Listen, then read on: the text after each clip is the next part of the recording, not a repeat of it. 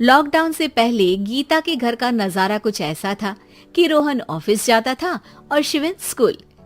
जिनके घर से जाने के बाद गीता काम खत्म करके बाकी समय आराम करती थी। लेकिन लॉकडाउन के बाद ऑफिस और स्कूल घर में ही खुल गए और इससे गीता का हाल वो तो आपको देखने में ही मजा आएगा।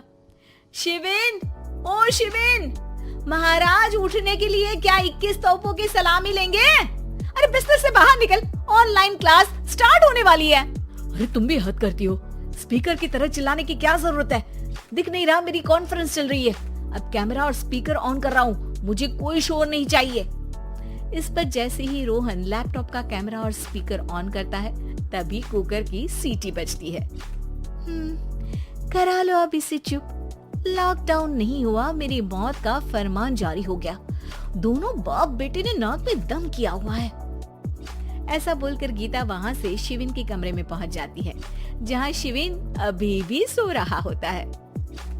ओ आलसी, अब अगर 5 मिनट में नहीं उठाना तो आज तेरा गेम और यूट्यूब कैंसिल। माँ की बात सुनकर शिविन बिना 1 मिनट गवाए उठ खड़ा होता है। उठ गया, अभी नहाकर भी आता हूँ। ये नाटक कहीं और, मुंह पर गीला कपड़ा मार और पढ़ने बैठ। शिविन की ऑनलाइन क्लास स्टार्ट हो जाती है, जिस पर गीता उसे वहां बिठाकर रसोई में चली जाती है। थोड़ी देर में उसे कमरे से कुछ आवाज सुनाई देती है, जिसे सुनकर वो कमरे में वापस आती है।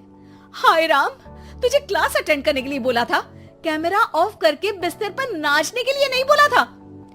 मम्मी मुझे कुछ समझ नहीं आ रहा, आप बाद में पढ़ा देना ना, वैसे भी अटेंडेंस तो लगी गई है।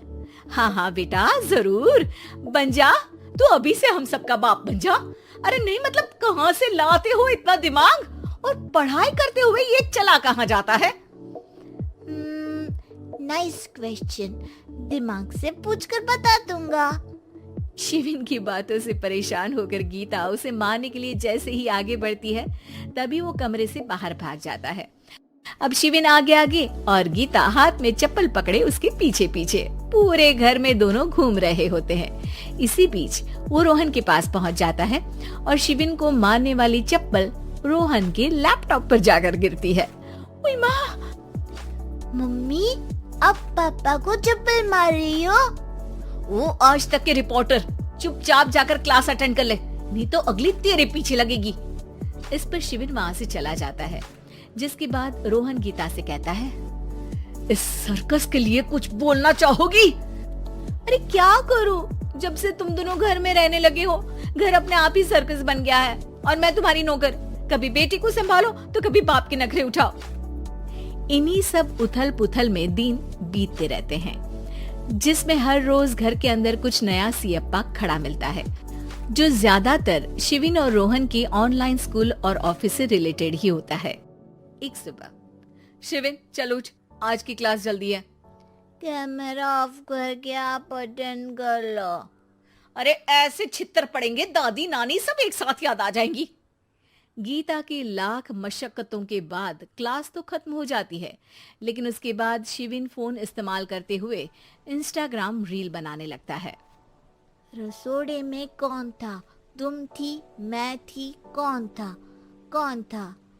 हाँ, मैं गरीब हूँ।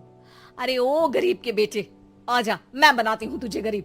मैं बताती हूँ रसोड़े में कौन था। पढ़ाई करने बोलो तो इनकी माँ मर जाती है, और ये पागलपंतियां जितनी मर्जी करा लो। गीता शिविन को डांट रही होती है, तभी रोहन बीच में बोल पड़ता है। अरे बच्चा ही तो है, इतना गुस्सा क्यों कर रही हो? बेटे का साथ देने की इसी एक कोशिश में अब शिविन के साथ साथ रोहन भी गीता के गुस्से की सूली पर चढ़ जाता है।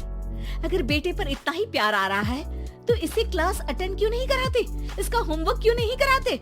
उस समय तो बहुत जल्दी मीटिंग आ जाती है, वो काम मैं करूं और यहाँ इस बेफिजूली की चीज में तरफदारी करके बन जाओ महान। हे भगवान, कोई तो इनके ऑफिस और स्कूल खुलवाओ, मैं इन्हें और घर में नहीं सह सकती। अरे कुछ और मांग लेती, क्योंकि तुम्हारी ये विश इस साल तो पूरी होने से रही, कोरोना। हाय नास बेटे ने जिंदगी ही बर्बाद कर दी। खाए कोई पचाए कोई, कल मुझे चुन चुन कर सबको मेरी बद्दुआ लगेगी। उन्होंने दुनिया का और इन बाप बेटे दोनों ने मेरा जीना मुश्किल कर दिया। गीता वहाँ से चली जाती है, जिसके बाद रोहन शिविन से कहता है, अरे तुम्हारी मम्मी इतनी भड़की हुई क्यों है? आपकी वजह से पूरा समय घर में रहते हो और उस पर कोई काम कराने की जगह बस ऑर्डर देते रहते हो। अच्छा बेटे, सारा इल्जाम मुझ पर, पूरा दिन तो वो तुम पर ही चिल्लाती है। हाँ, मतलब दोनों का 50-50 है, कुछ करना पड़ेगा। वो कहते ना, make the best out of worst. I have an idea. वैसे तुम्हारी माँ सही कहती है, बहुत जुबान चलाने लगे हो, कम बोला करो।